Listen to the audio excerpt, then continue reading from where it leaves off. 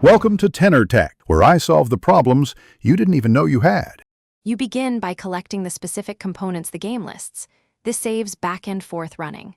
Once you have the engine, wiring harness, fuel pump battery, and spare wheel, move the bus to a flat repair zone and drop a jack under the frame. You do this because stability prevents loss of parts and wasted time. Start with the engine, mount bolts, and clear corrosion so new parts seat correctly.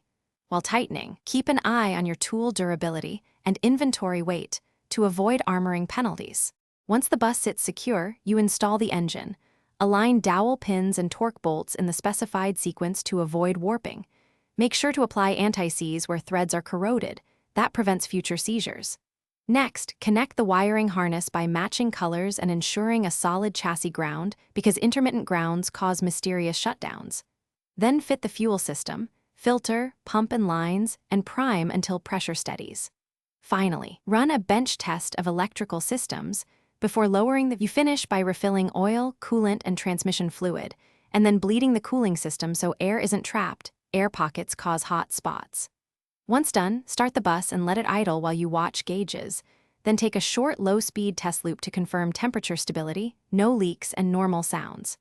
If something fails, check the simplest items first: battery ground, main relays, fuel pressure, and compression numbers, because they quickly reveal whether the issue is electrical, fuel, or mechanical.